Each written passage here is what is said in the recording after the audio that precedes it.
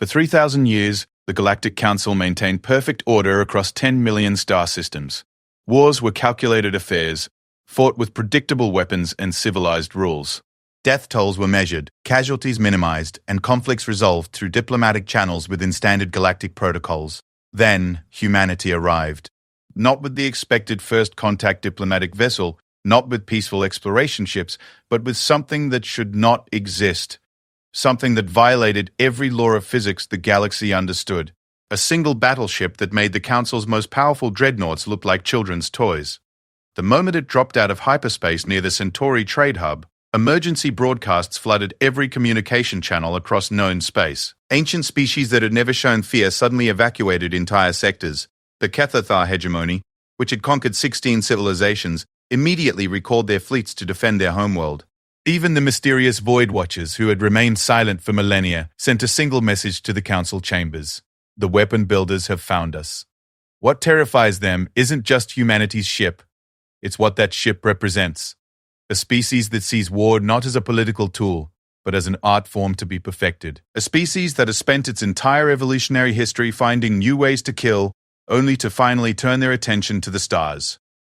The galaxy is about to learn why Earth is the only planet in the known universe where evolution produced a species that practices war as a form of cultural expression, and why that might be the most dangerous thing that has ever happened to their ordered, peaceful civilization. The humans call it the Reaper's Dawn. The rest of the galaxy calls it the beginning of the end. Admiral Zexai of the Centauri Defense Fleet had seen many things during his 400 years of service. He had witnessed the peaceful annexation of the Outer Rim territories, observed the delicate diplomatic dance that ended the Silicon Wars, and even survived the great solar storm that had knocked out communications across half the galaxy for 3 rotations. But nothing in his extensive experience had prepared him for what appeared on his screens at 1432 Galactic Standard Time. The hyperspace breach was wrong. Not wrong in the way that indicated mechanical failure or navigation error, but fundamentally, impossibly wrong. The energy readings made no sense. Where a normal translation from hyperspace created a controlled tear in space-time, this was more like reality itself was being forced open by something that refused to follow the established laws of physics.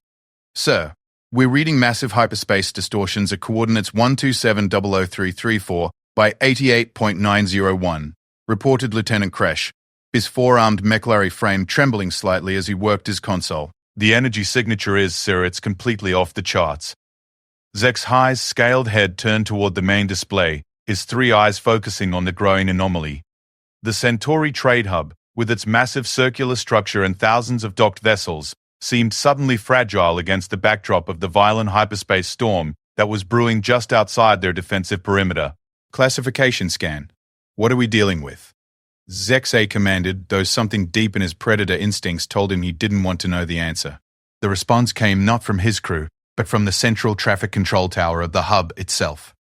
Controller Ymra's voice crackled through the communications array, tight with barely controlled panic. All vessels, this is Centauri Control. We have an unidentified hyperspace emergence. All traffic is to maintain minimum safe distance of 50,000 kilometers. Repeat. All traffic maintain safe distance. That was when it happened. The ship that emerged from hyperspace was not large by galactic standards. At roughly 2 kilometers in length, it was actually smaller than many of the Council's heavy cruisers. But size, Zexai realized with growing horror, was not what made this vessel terrifying. It was the way it moved. Galactic starships were marvels of engineering, designed for efficiency and diplomatic presence. They moved with the calculated grace of advanced technology, their hulls gleaming with polished metals and energy fields that spoke of refined civilization. This ship moved like a predator. Its hull was a matte black that seemed to absorb light rather than reflect it. Where Council ships had smooth, flowing lines that suggested peaceful intent, this vessel was all angles and harsh edges. Gun ports covered its surface like the spots on a hunting cat, and even powered down, they radiated a sense of barely contained violence.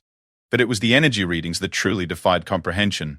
Sir, Kresh whispered, his voice barely audible over the hum of the bridge systems. The power output from that vessel. Its reading is approximately 40% of our entire defensive platform's maximum capability from a single ship. Zexai felt his gills flutter with involuntary fear. The Centauri defense platform was designed to protect one of the galaxy's most important trade centers. Its weapons could reduce a small moon to asteroid debris. If the readings were accurate, this single unknown vessel could match nearly half that firepower. "Hail them," Zexay ordered, surprising himself with how steady his voice sounded. "Standard first contact protocols. Find out who they are and what they want." The communications officer, a young Talani whose blue skin had paled to an unhealthy grey, worked her console with practiced efficiency. "Channel open, sir. Broadcasting on all standard frequencies. Unknown vessel, this is Admiral Zexai of the Centauri Defense Fleet. You have entered restricted space without proper clearance or identification. Please state your origin, destination, and intent. Prepare to be boarded for standard customs and security inspection." The response came immediately, in perfect galactic standard, though the accent was unlike anything in the linguistic databases. "Centauri Defense Fleet, this is Captain Sarah Chen of the UES Reaper's Dawn, representing the Terran Federation. We are here for the Galactic Council's mandatory first contact assessment. Please direct us to the appropriate diplomatic channels." The bridge fell silent. First contact, not a rebellion, not a lost colony ship, not even raiders from the outer dark. An entirely new species had just announced their presence to the galaxy, and they had done it with a ship that could probably fight half the defense fleet to a standstill. Zexai activated his private channel to Centauri Command. "Get me Emergency Protocol 7, he said quietly, "and patch me through to the council chambers on Nexus Prime. They need to know about this immediately." While his communications officer worked to establish the connection, Zexai studied the human ship more carefully. Every detail spoke of a species that understood warfare in ways the galaxy had forgotten. The vessel's armor plating showed signs of combat damage that had been repaired, not replaced. Battle scars worn like badges of honor. The weapon positioning was aggressive, designed for maximum firing arcs rather than defensive coverage. Most disturbing of all were the smaller craft attached to the ship's hull. They weren't shuttles or maintenance pods. They were fighters. Single-pilot attack craft whose only purpose was to destroy other ships. The galaxy hadn't seen dedicated fighter craft in over 1,000 years, not since the Unification Wars had established that such weapons were unnecessarily disruptive. "Sir, I have council security on the priority channel," the communications officer reported. Zexai accepted the connection, and the holographic image of Director Vashti materialized above his command console. The Etherian's energy form flickered with agitation, the usual calm blue glow tinged with urgent orange. "Admiral, we're receiving some very disturbing reports about an unidentified vessel in your sector." Vashti's voice resonated through the bridge speakers with harmonics that suggested barely controlled alarm. "Director, we have a first contact situation." A species calling themselves humans from something called the Terran Federation. They've arrived in a warship that... Zexai paused, still struggling to process the implications. "Director, their vessel appears to be designed exclusively for combat. Not exploration, not diplomacy, not trade. Pure warfare." The silence that followed lasted long enough for Zexai to wonder if the connection had been lost. When Vashti finally responded, her energy form had shifted to a deep purple that the Admiral had never seen before. "Admiral, under no circumstances are you to take any action that could be construed as hostile. The Council is convening an emergency session. Until we can determine the threat level, treat this as a potential Class 1 civilization conflict. Class 1. Zexai felt his 3 hearts skip beats in sequence. The classification system went from Class 5 for minor diplomatic incidents to Class 1 for species-ending threats. The Council hadn't issued a Class 1 alert in over 2,000 years. "Director, with respect, they've made no aggressive moves. Their captain seems willing to follow diplomatic protocols. Perhaps we're overreacting to... Admiral." Vashti's interruption carried harmonics of absolute authority. "We have archaeological evidence suggesting that dedicated warships like the one you're describing have not existed in known space for over 50,000 years. The last species to develop pure military vessels was the destroyer caste, and they nearly exterminated all life in 3 galaxy clusters before they were stopped. The humans may not intend aggression, but a species that builds ships solely for war represents a fundamental threat to galactic stability." As if summoned by their conversation, the human ship began to move, not toward the defense platforms, not in any threatening direction, but with a fluid grace that spoke of incredible maneuverability. The massive vessel shifted position like a living thing, rotating to present its smallest profile to the defense fleet while simultaneously maintaining clear firing solutions on the most critical targets. It was, Zexai realized with cold certainty, a combat formation. The humans were positioning themselves for battle without appearing to threaten anyone. It was a level of tactical sophistication that suggested they had been fighting wars since before they developed spaceflight. Captain Chen. Zexhe broadcast on the open channel. We are establishing communication with our diplomatic corps. Please maintain your current position while we arrange for proper first contact procedures. Understood, Admiral. We'll hold position. Though I should mention, we're reading approximately 47 separate targeting logs from your defense platforms. While we appreciate the warm welcome, my crew is getting a bit nervous. 47 targeting locks. Zexai checked his own tactical display. The humans were right, of course.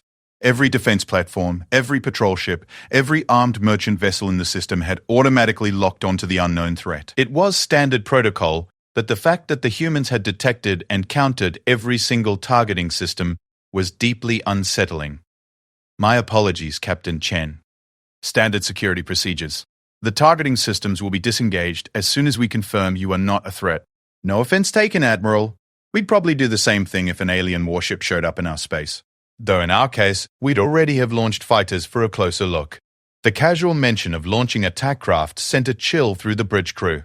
I could see it in their body language, the way they unconsciously leaned away from their consoles, the subtle increase in their nervous behaviors. The humans weren't just threatening them. They were forcing the entire defense fleet to confront the reality that their own combat capabilities might be completely inadequate. Over the next several hours, as diplomatic communications crawled back and forth between Centauri, the council chambers, and the human ship, Zexai found himself studying the Reaper's Dawn with growing unease. The more he learned about human technology, the more convinced he became that the galaxy was about to face something unprecedented. The human ship's power plant was fusion-based, but with efficiency ratings that exceeded theoretical maximums. Their weapons appeared to be kinetic projectiles accelerated to relativistic speeds, a devastatingly simple technology that the galaxy had abandoned as too destructive. Their sensors were so sophisticated that they were providing real-time tactical assessments of every vessel within a 50 light-minute radius. But what truly worried Zexai was what he couldn't see. The human ship was clearly designed with compartmentalization that suggested they expected to fight while taking massive damage. The armor plating was designed to ablate under extreme heat, suggesting they planned to survive weapon impacts that would vaporize most galactic vessels. The fighter bays were positioned to allow rapid launch even if the main ship was crippled. These humans had not just built a warship, they had built a vessel designed to win wars against enemies who could destroy planets. As the galactic day cycle wound toward its end, Zexai received new orders from the Council. The humans were to be escorted to Nexus Prime for formal first contact procedures. A full diplomatic convoy would meet them at the edge of Council space, and the Reaper's Dawn would be given an honor guard befitting a newly discovered civilization. What the orders didn't say, but what Zexai understood with crystalline clarity, was that the honor guard would consist of 3 entire battle fleets. The Council was taking no chances. As he watched the human ship prepare for the journey to the galactic capital, Zexai found himself wondering if they were making the right choice. Perhaps they should have insisted the humans leave immediately. Perhaps they should have declared Council space off-limits to human vessels. Perhaps they should have simply pretended this first contact had never happened. Because as he watched the Reaper's Dawn's elegant and deadly movements, one thought kept echoing through his mind. If this was what humans considered a single diplomatic vessel, what must their actual war fleets look like? The answer to that question, he suspected, was something the galaxy was completely unprepared to learn. The journey to Nexus Prime should have taken 3 standard galactic days through established hyperspace routes. The human ship made it in 18 hours. Captain Sarah Chen stood on the bridge of the Reaper's Dawn, watching the massive construct of the galactic capital grow larger on the main display. Nexus Prime was an artificial world, a sphere of interconnected habitats and governmental complexes that housed representatives from over 10,000 species.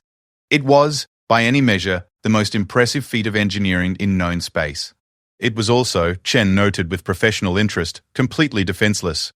"Ma'am, we're being hailed by Nexus Traffic Control," reported Lieutenant Commander Marcus Webb, the ship's communications officer. "They're directing us to Diplomatic Berth 7 in the Outer Ring." Chen nodded, but her attention was focused on the tactical display that showed the positions of the escort fleet that had met them at the system's edge. 3 full battle groups, just as Admiral Zexai had quietly informed her they would be. 45 major warships, including 6 dreadnoughts that were each 3 times the size of her own vessel. The problem was, they were positioned all wrong.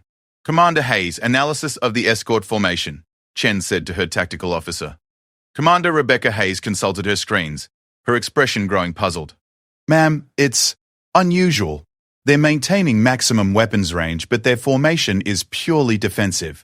If this were an Earth fleet, I'd say they were expecting to be attacked, not preparing to attack. Chen smiled grimly. That was exactly what she had been thinking. The Galactic fleet was positioned like frightened animals, ready to run rather than fight. After 18 hours of observing their escort ships, the Reaper's Dawn's tactical computers had identified 17 critical flaws in their combat doctrine, 12 obsolete weapon systems, and a command structure so rigid that any competent Earth frigate captain could probably defeat an entire battle group through superior maneuvering alone. The galaxy, it appeared, had forgotten how to fight wars. Incoming priority transmission from the surface, Webb announced. Council President Talesh wants to speak with you directly, Captain. Chen straightened her uniform and stepped into the holographic communication field. The image that materialized before her was unlike any of the species they had encountered so far. President Talesh appeared to be some form of crystalline life, his body composed of what looked like living gemstone that refracted light into complex patterns. Captain Chen, Talesh's voice resonated with harmonic overtones that suggested great age and wisdom. Welcome to Nexus Prime. I trust your journey was comfortable? Very comfortable, thank you, President Talesh. Though I noticed we seem to have picked up quite an escort along the way. The crystalline being's light patterns shifted in what Chen's cultural briefing suggested was equivalent to diplomatic embarrassment. Standard security protocols for first contact, Captain. I'm sure you understand. Chen understood perfectly. She also understood that 45 warships represented approximately 10% of the Council's total military strength. They weren't taking security precautions. They were terrified. Of course, Mr. President. My crew and I are honored to be here. When would you like to begin formal diplomatic proceedings? Immediately, if possible. The Council is most eager to learn about your people and your... Impressive vessel. We have prepared accommodation for you and a small delegation. Your ship will be provided with full diplomatic immunity while docked. Chen caught the hesitation before the word impressive. In her experience, when diplomats hesitated like that, they were choosing their words very carefully to avoid saying what they really meant. What Talesh really meant was probably closer to terrifying or nightmarish. I'll bring my cultural attaché and my science officer. My first officer will remain with the ship. What she didn't mention was that her first officer was Commander David Park, a former Marine Corps veteran who had distinguished himself in the Titan uprising. If the situation deteriorated, she wanted someone on the ship who could turn the Reaper's Dawn into an impregnable fortress while she and her team fought their way back from the surface. 3 hours later, Shen found herself in the most impressive conference chamber she had ever seen. The council chamber was a vast sphere, with seating areas for representatives arranged in complex three-dimensional patterns that allowed every delegate a clear view of the central speaking area. The chamber could accommodate over 50,000 beings, and as Chen looked around, she estimated it was nearly full. Every major species in the galaxy wanted to get a first-hand look at the humans. President Falaise gestured for Chen and her team to take their places in the central area. Dr. Elizabeth Hayes, the ship's cultural attaché and sister to the tactical officer, carried a briefcase containing humanity's prepared first contact materials. Commander James O'Brien, the science officer, had brought detailed technical specifications for human technology, carefully edited to remove any information that could be weaponized. Not that it mattered much. One look at the Reaper's Dawn had probably told the Council everything they needed to know about human military capabilities. Honored delegates, Talesh began, his voice carrying to every corner of the vast chamber. Today we welcome a new species to our galactic community. Captain Sarah Chen represents the Terran Federation, a civilization that has achieved faster-than-light travel and peaceful expansion to multiple star systems. The peaceful expansion part was technically true, Chen reflected. Humanity had expanded peacefully to 14 star systems. They had also fought 3 interstellar wars, crushed 2 separatist movements, and were currently engaged in a border conflict with the Centauri Colonial Authority. But the Council probably didn't need to know about that just yet. Captain Chen Talesh continued, "Would you please tell us about your people and your civilization?" Chen activated her personal holographic projector and began the presentation that Earth's diplomatic corps had spent months preparing. Images of Earth appeared in the air above the chamber, blue oceans, white clouds, sprawling cities, and carefully selected shots of peaceful human activities. The Terran Federation represents the united governments of humanity across 15 star systems, she began. We are a species that values cooperation, technological advancement, and peaceful coexistence. The image is shifted to show human art, literature, and scientific achievements. Nobel Prize winners, great works of architecture, medical breakthroughs, and environmental restoration projects. Everything calculated to present humanity as a mature, stable civilization that would be a valuable addition to the galactic community. What the presentation didn't show were the things that had made human expansion possible. The fact that Earth had been locked in near constant warfare for its entire recorded history. The reality that human technological advancement had been driven primarily by military necessity. The uncomfortable truth that humanity had achieved faster-than-light travel only after their first interstellar war had made it a strategic imperative. "Your ship," interrupted a delegate from somewhere in the upper tiers. Chen's enhanced hearing identified the speaker as belonging to the Cathar hegemony, one of the galaxy's more aggressive civilizations. "It appears to be designed for military purposes. Do humans maintain standing military forces?" Chen had been expecting this question. The Reaper's Dawn is an exploration vessel equipped for self-defense. The galaxy is a dangerous place, and we believe in being prepared for unexpected situations. It wasn't technically a lie. The Reaper's Dawn was equipped for self-defense. The fact that her definition of adequate self-defense included enough firepower to reduce a small moon to cosmic dust was simply a matter of human perspective. "Self-defense," the Cathar delegate pressed. "Your vessel carries what appear to be dedicated attack craft. What threats in space require such preparation?" Chen looked up at the delegate, a humanoid being whose red skin and aggressive posture marked him as a member of the hegemony's warrior caste. The Cathar had conquered 16 different species in their expansion across the galaxy, and their own ships were among the most heavily armed in Council space. If anyone should understand the need for adequate protection, it should be them. "Commander O'Brien, would you like to field that question?" O'Brien stepped forward, consulting his notes. "In human space, we face a variety of potential threats: asteroid impacts, solar flares, equipment failures in deep space, and occasionally, hostile encounters with unknown species or rogue elements." Another delegate, this one from the Peaceful Lyrian Collective, spoke up. "Rogue elements? Are you suggesting that your space contains hostile entities?" O'Brien and Chen exchanged a quick glance. This was dangerous territory. How could they explain to a galaxy that had enjoyed relative peace for millennia that human space contained pirates, smugglers, rebel colonies, criminal syndicates, and at least 3 separate terrorist organizations?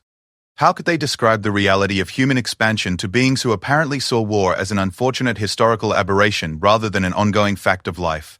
"Occasionally," Chen said carefully, "we encounter groups that do not share the Federation's commitment to peaceful cooperation. Our defensive capabilities allow us to protect ourselves and innocent civilians from such encounters." The chamber erupted in a buzzing cacophony of communication as thousands of delegates began talking at once. Chen could pick out fragments of conversation in dozens of languages, most centered around concepts like violent species and military civilization and threat assessment. President Thalesh called for order, his crystalline form flashing with authority. "Please, honored delegates, let us continue with the formal presentation before moving to questions."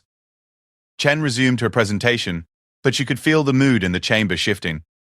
The delegates were no longer looking at humanity as a potential addition to their peaceful galactic community. They were looking at humans as a problem to be solved. The presentation continued for another hour, covering human art, culture, science, and social development. Dr. Hayes spoke eloquently about human philosophy and literature, emphasizing humanity's commitment to growth and learning. Commander O'Brien discussed human technological achievements, focusing on medical advances, environmental restoration, and space exploration. But Chen could see that it wasn't working. Every time they mentioned human achievements, the delegates seemed to focus on the implications for military applications. When O'Brien described human computer technology, they heard advanced targeting systems.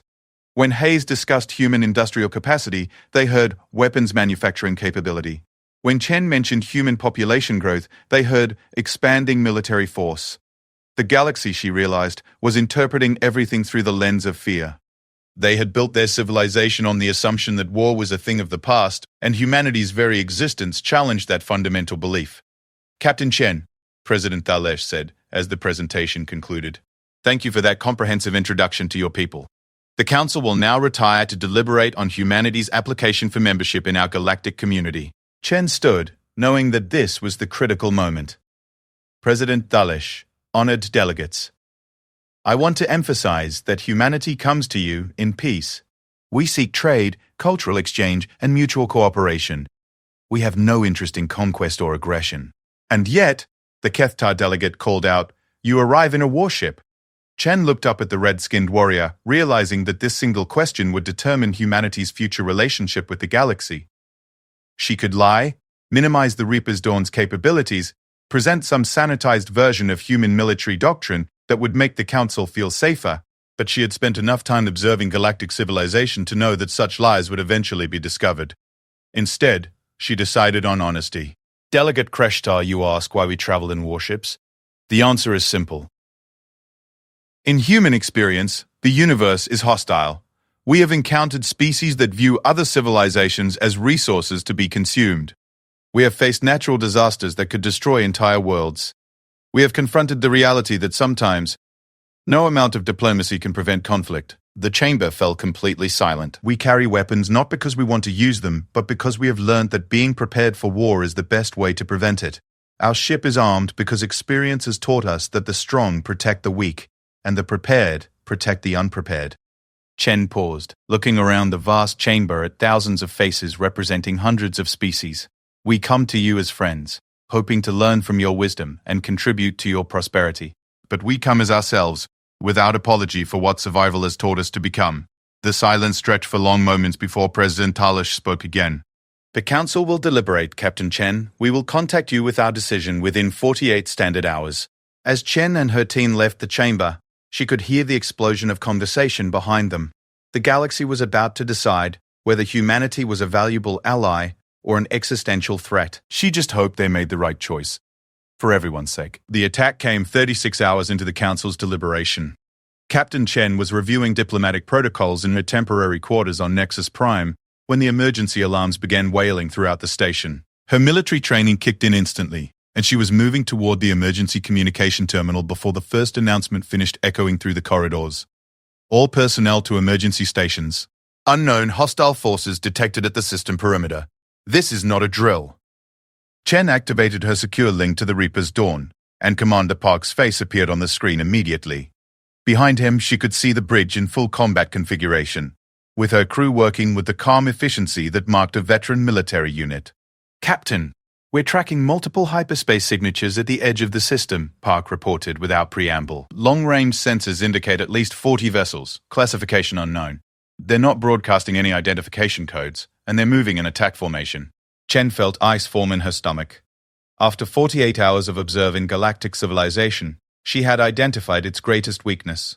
The galaxy had been peaceful for so long that they had forgotten how to recognize genuine threats. If unknown hostiles were attacking the galactic capital, the Council's response would be diplomatic first, defensive second. What's the response from Nexus Defense Command? They're broadcasting surrender demands on all frequencies, Park said, his expression grim.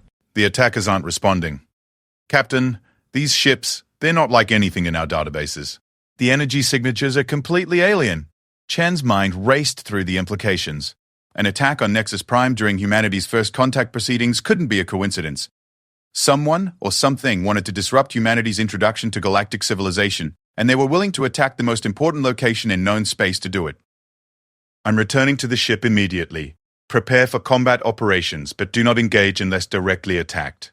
We're guests here, and I don't want to give the Council any excuse to label us as aggressors. Understood, Captain. Though I should mention the escort fleet that's been shadowing us. They're positioning themselves between us and the exit routes. I think they're worried we might be connected to this attack. Of course they were. Chen realized that from the Council's perspective, the timing was deeply suspicious. Humanity arrives with an advanced warship, and within 2 days, the galactic capital comes under attack by unknown forces. The correlation was too obvious to ignore. Chen terminated the connection and activated her personal communicator. Dr. Hayes, Commander O'Brien, emergency recall to the ship. Protocol 7. Protocol 7 meant potential combat situation with unknown political implications. Her team would know to gather all sensitive materials and prepare for immediate departure. As Chen made her way through the corridors of Nexus Prime toward the docking bay, she could see the controlled panic that was beginning to spread through the station. Thousands of diplomatic personnel were receiving emergency instructions, evacuation procedures were being activated, and security forces were mobilizing with the careful precision of people who had trained for this scenario but never expected to need it. The problem was, their preparations were completely inadequate for what was coming. Chen reached the docking bay to find it in chaos. Hundreds of diplomatic vessels were preparing for emergency departure, but the traffic control systems were overwhelmed. Ships were backing up in the launch queues, collision warnings were sounding constantly, and emergency services were struggling to maintain order. The Reaper's Dawn sat in her diplomatic berth like a predator among sheep. While civilian vessels fought for position in the departure lanes, Chen's ship maintained perfect readiness. Her weapons powered down but ready for instant activation. Her crew standing by for immediate launch. Chen boarded through the secured airlock and made her way directly to the bridge. The moment she stepped through the doors, the familiar efficiency of a military vessel surrounded her like a comfortable blanket. Her crew knew their jobs, trusted their equipment, and were ready for whatever was coming. Status report, she ordered as she took her command chair. Hostile fleet has reached the outer defense perimeter, Commander Hayes reported from the tactical station. Nexus defense is engaging, but... She paused, checking her readings. Captain, it's not going well. The defense platforms are using energy weapons exclusively, and the attackers appear to have adaptive shielding. Chen pulled up the tactical display and immediately understood the problem. The Galactic Defense Forces were fighting according to the established rules of civilized warfare: limited engagement with minimal collateral damage, proportional response, and careful targeting to disable rather than destroy. The attackers were using no such restraints.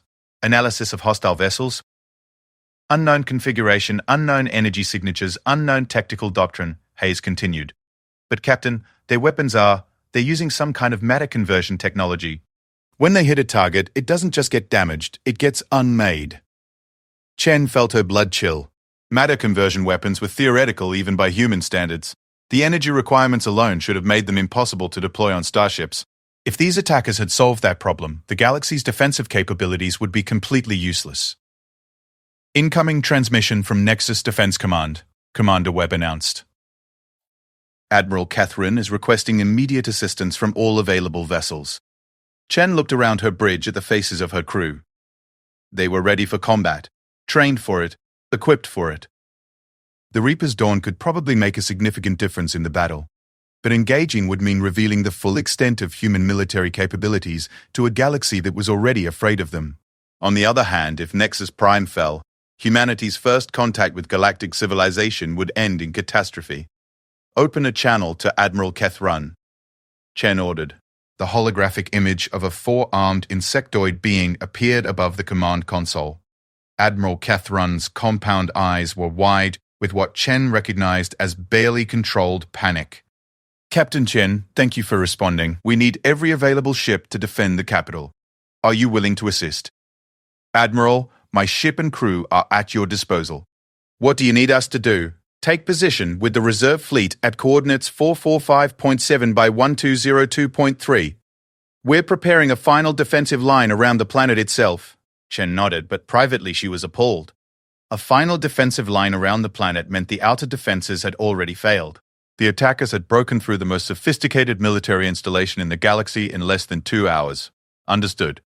Admiral, we're moving to position now. The Reaper's Dawn launched from Nexus Prime with the fluid grace that marked all human military vessels. As they moved toward the defensive coordinates, Chen watched the tactical display with growing concern. The hostile fleet was advancing steadily through the galactic defenses, leaving a trail of destroyed ships and platforms in their wake. Captain, Hayes called from the tactical station. I'm reading some very strange energy signatures from the hostile vessels. It's almost like... Captain, I think they're using quantum manipulation technology. Explain. They're not just firing weapons at our ships, they're altering the fundamental properties of matter in the target area. When their weapons hit, the target literally ceases to exist on a quantum level. Chen stared at the tactical display, processing the implications. Quantum manipulation technology was so far beyond current human capabilities that they barely had theoretical models for it. If these attackers possessed such advanced technology, conventional weapons would be completely useless against them. Incoming emergency transmission, Webb announced. It's from President Falesh himself. The crystalline being's image appeared, but his usual calm demeanor had been replaced by obvious desperation. Captain Chen, the outer defenses have fallen. These attackers, their technology is beyond anything we've ever encountered. We're formally requesting assistance from the Terran Federation. Chen felt the weight of the moment settle on her shoulders. The decision she made in the next few seconds would determine not just the outcome of this battle, but humanity's entire future relationship with the galaxy. President Thales, I need to be completely honest with you. My ship carries weapons that are significantly more powerful than anything the Council has seen. If I engage these attackers, the galaxy will learn exactly what human military doctrine looks like. Are you prepared for that? Thalesh's crystalline form flickered with patterns that Chen had learned indicated extreme agitation. Captain, if these attackers reach Nexus Prime, the galactic government will cease to exist. Whatever weapons you carry, whatever your people are truly capable of, it cannot be worse than the extinction of our civilization. Chen looked around her bridge one more time, meeting the eyes of her crew. They had known this moment was coming from the instant they entered galactic space. Humanity could not remain hidden forever, and perhaps it was better to reveal themselves as protectors rather than conquerors. All hands, this is the captain, she announced over the ship's internal communication system. We are engaging hostile forces to defend the galactic capital. Full combat authorization is now in effect. Show them what humans fight like. The transformation of the Reaper's Dawn from diplomatic vessel to instruments of war was instantaneous. Weapon ports that had remained sealed opened like hungry mouths. Shield generators that had been running at minimal power surged to full strength. Fighter bay doors cycled open, revealing the sleek attack craft that had been hidden from galactic observation. Target the lead hostile vessel, Chen ordered. Full spread, maximum firepower. What happened next would be discussed in military academies across the galaxy for generations to come. The Reaper's Dawn's main batteries opened fire with a concentrated barrage that released more destructive energy in 30 seconds than most galactic vessels could generate in a full day. Kinetic projectiles accelerated to near-light speed, slammed into the hostile ship's quantum manipulation fields and punched through them like they were made of tissue paper. The lead attacker simply vanished, converted to expanding plasma by the sheer kinetic force of the human weapons. Target destroyed, Hayes reported with professional calm, tracking secondary targets. The hostile fleet's response was immediate and devastating. Quantum manipulation beams lanced out toward the Reaper's Dawn, reality-altering weapons that should have unmade the human ship on a molecular level. Instead, they splashed harmlessly against the Reaper's Dawn's armor plating. Chen allowed herself a grim smile. Human military engineers had learned long ago that the best defense against exotic weapons was simple, brute force protection.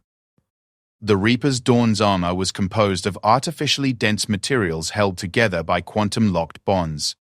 It would take more energy than most stars produced to break those bonds. And the attacker's quantum manipulation apparently wasn't quite that powerful. Launch fighters, Chen ordered. I want those hostile vessels tagged and tracked. Full tactical assessment. 24 human attack fighters erupted from the Reaper's Dawn's launch bays like a swarm of angry hornets. Each fighter was a masterpiece of human military engineering. Fast enough to outrun missiles, maneuverable enough to dodge energy weapons, and armed with enough firepower to cripple ships 10 times their size. The hostile fleet had never encountered anything like them. Human fighter doctrine was based on speed, coordination, and overwhelming firepower applied at point-blank range.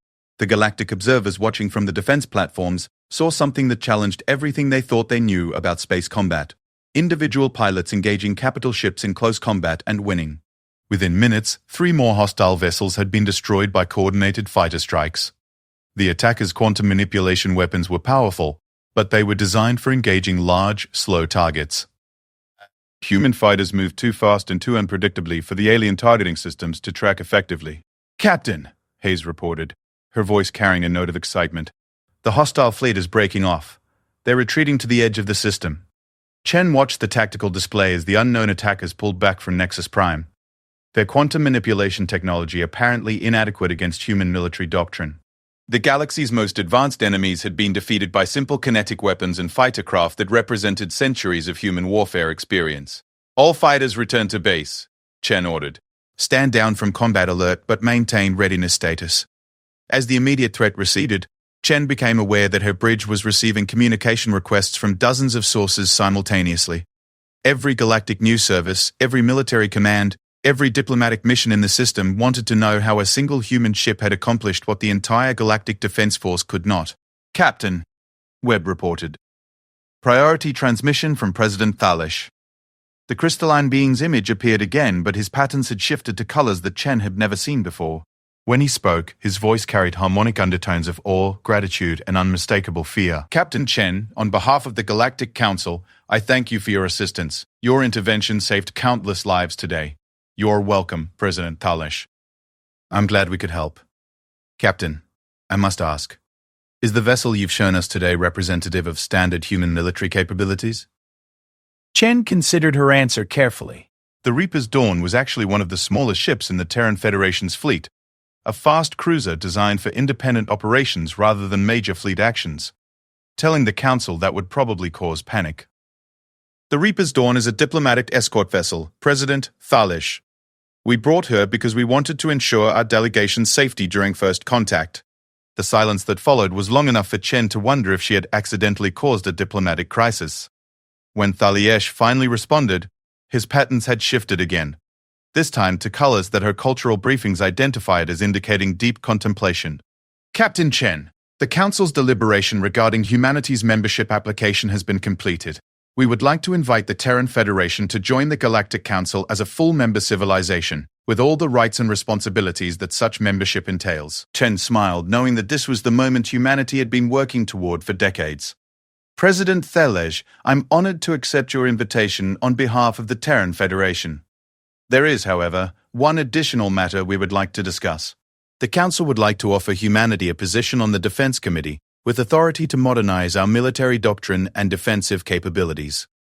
Chen's smile widened.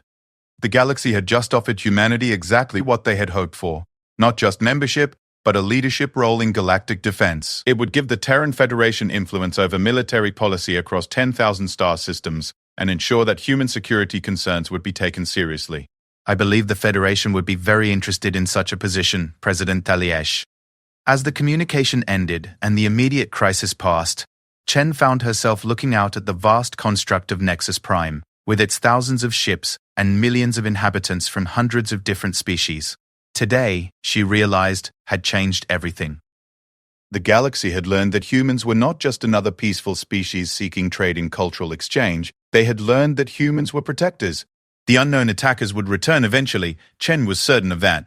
Quantum manipulation technology suggested a level of advancement that wouldn't be deterred by a single defeat. But when they came back, they would find a galaxy that was no longer defenseless. They would find a galaxy protected by humanity. And that, Chen thought as she watched human fighters returning to their bays, would make all the difference in the universe.